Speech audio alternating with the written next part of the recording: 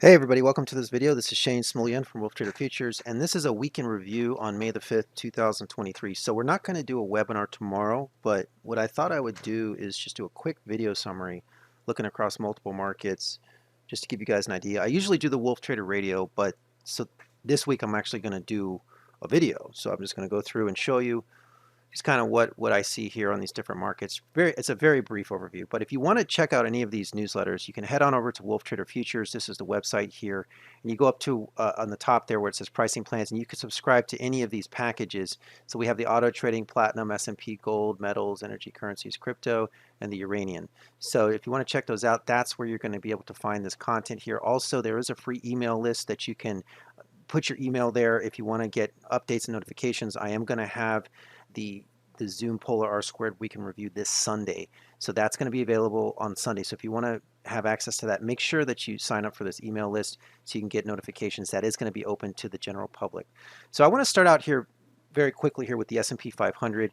Now we have multiple systems that we look at. The most important one is the Fed use, obviously, which is headed higher. But I also look at a lot of pairs trades. So this is a pairs trade that I look at with the E-mini here with the VIXY.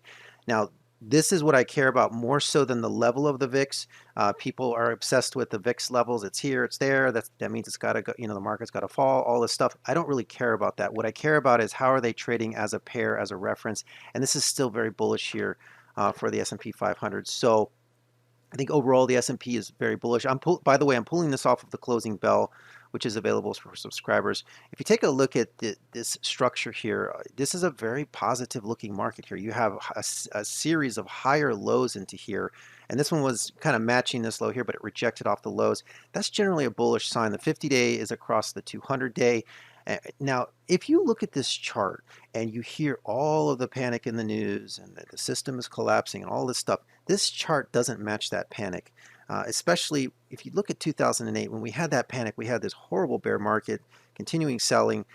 The Fed really hadn't discovered the juice yet in terms of quantitative easing. We have a totally different picture now. So I would advise everybody to pay attention more to the charts than the panic that's in the media. If we take a look at the S&P here, you can see that the Fed internals are still rising. There was a little bit of a pullback here, but overall we are headed higher here since these October lows, and I really feel very strongly that this bear market is over. I think this was really the end here in terms of the British gilt operation. The Bollinger Bandwidth did hit that low here. That means the volatility is going to be expanding.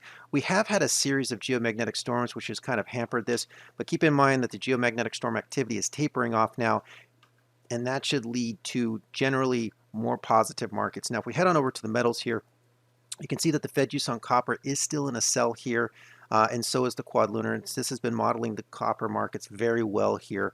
Again, these blue arrows are the quad lunar, the red arrows are the Fed use. This is posted in the newsletter each month, so you get these signals ahead of time. You can see here, silver, the Fed use is in a sell here since 418, so we got these rejections off the highs today on that jobs number. Each time risk comes out of the system, gold is going to be more and more vulnerable here.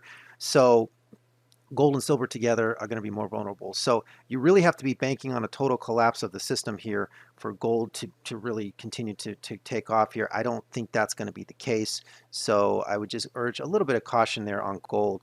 And so when these two are in conflict like this on silver, you do tend to get a choppy market going forward. Now, I always like to look at Bitcoin and gold together. There's a pairs trade here. We've been tracking this for quite a while.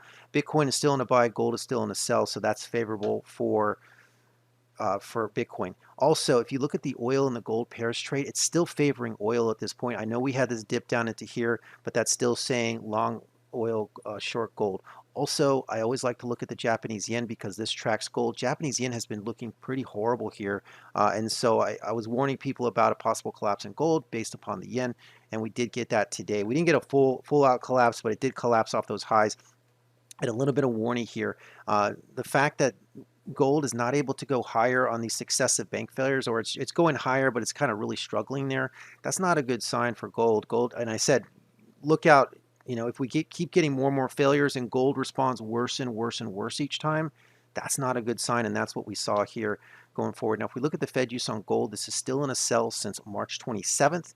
It did not take the bait here on this recent hook up here, so we've had these stabs at a high. It hasn't been able to do what it collapsed today. It did recover a little bit into the close, but you have these opposites here. You have Fed use in a sell, quad lunar in a buy, so you get a little bit of a choppy market when that happens. So I was warning people about this possible collapse here for a few days now. Just the fact that what I was looking at there didn't match up with some type of a bull market in terms of gold. So just be on the lookout there. It's a little bit of a crowded trade right now. I do favor Bitcoin right now and oil going forward on that. So that's just kind of where we are. Now, if we take a look at natural gas here, natural gas has been a tough market because of what's going on in Europe and the war and the Nord Stream pipeline and the price controls. There's a lot of crazy stuff here. This was supposed to be a positive seasonal pattern. It is still depressed. The Fed use is in a sell here. The quad lunar just goes into a buy. So we'll see. The seasonals here are starting to get a little bit more negative.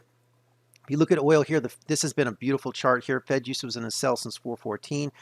Quad lunar's in a sell since 5-1. So when these move together, you get a nice ease of movement here. You can see that we did get this dip down here. It did ricochet off here, off the lows here, but this is still lower until 512 in terms of the quad lunar. So just keep an eye on that. If we go over here to some of these currencies, U.S. dollar Fed use is still in a sell. This was in a sell for a long time, from 310 all the way to 425, then up to 5.1. And this is in a sell here. So these are conflicted here with the quad lunar. So again, what do you get with a conflict? You get a choppy market, and that's what we see here. Canadian dollar here. This one's pretty clean. You had the Fed use in a buy. You had the quad lunar in a buy. And so it had a nice ease of movement. So again, when these two agree like this, you tend to get an ease of movement to the upside there. So that's just a quick look at the currencies there. I have more currencies to look at, but we're gonna move ahead here to the cryptos.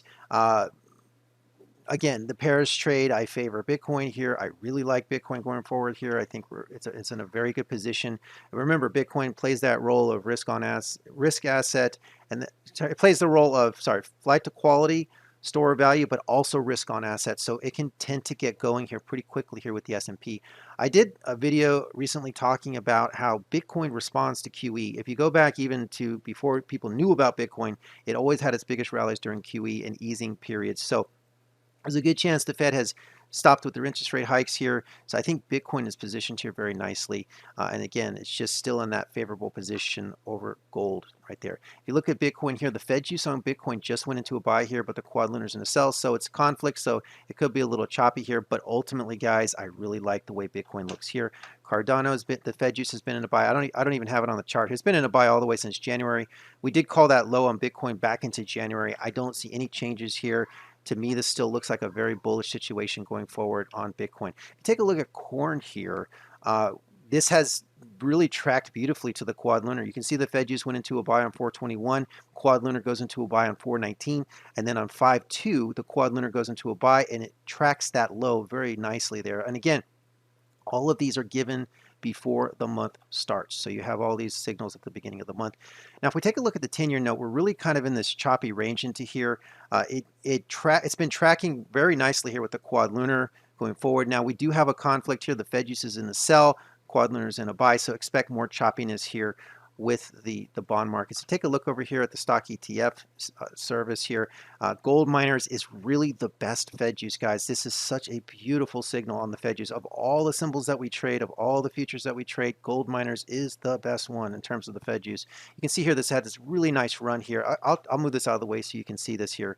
But you can see here that 125 goes into the sell. You can see the bounces around and then it catches this beautiful run here. Notice that the gold miners Fed use did not take the bait also on this fake breakout here that we had that collapsed. So that is a warning sign that both gold and gold miners did not go into a buy. So the Fed use does not like this rally. So just as an FYI, just be cautious with gold out there. I know everybody likes it, but I'm not so bullish on it. So just keep an eye out there. We do have a conflict here, so expect more choppy markets. Apple, beautiful, beautiful symbol to trade on the Fed use. You can see since 3.6, 4.5, and then 4.12, it's still headed up on the Fed use. Now this is in a conflict a little bit here. Once we hit 5.9, that will be into the upside on the quad lunar. Tesla, it's mixed right now. Fed use is in a buy, quad lunar is in a sell. Broadcom is one of my favorite symbols. It's a very more so than Apple. It's a very stable. You can see the Fed juice is in a buy, the quad lunar's in a buy, so that's still headed up. Caterpillar, similar concept, both in a buy, Fed juice and quad lunar. Not doing too much there. Bank of America has been very good with the quad lunar. It's been in a, going back to March. You can see how it's been tracking this beautifully. This goes into a buy on 5.9. The Fed juice is still in a buy. That's a good sign. So we have all these bank issues with the smaller banks, but this is holding up in terms of the Fed juice. So especially when we look at three markets, S&P, the bond markets, and then the banks. They're all in a buy on the Fed juice. So that's a good sign if we're looking at that behind the scenes. Now, volatility, the Fed juice has been in a sell since 327. The quad lunar's in a sell on 5.4. This is kind of a mirror of the S&P, which is good. That's what we want to see. Remember the S&P, I looked at that pairs trade, so I don't really care too much about the level of the VIX. What I care about is the pairs trade, and so you have a buy on S&P and a sell on the VIXY. So that's a positive sign, and that's mirroring what we're seeing here. So this now the quad lunar's in a sell here. So going forward, that looks really good. ARC Innovation, both the Fed juice and the quad lunar are in a buy, so that's still looking pretty good. And then, of course, Spider Biotech here is one of our better performers on the Fed juice. You can see here, was in a sell in 3.6. It's been in a buy since 4.3. This is really leading higher here. This is a bullish look here, along with Apple, along with Broadcom. So I really like the way that these markets look right now, and I think we have some real positive activity going forward here on these markets. So thanks so much for coming by, everybody. Just a quick reminder, head on over to the website. If you're not already a free member, you can become a free member. If you want to sign up for a newsletter, you can do so here. And then also, don't forget to sign up for the free email list so you can get notifications about meetings that we have. Again, there's no webinar tomorrow, but there will be one in a week. We'll be back in a week. Don't worry, I'll have new topics. And then also, we have the Zoom Polar R Squared Week in Review on Sunday, and you can join that for free. It's open to the public. You just got to be on this email list, and I'll send you out the invitation sometime on Saturday. All right, guys, thanks so much for stopping by. I really appreciate it. Stay safe out there, and I will talk to you soon. Peace out.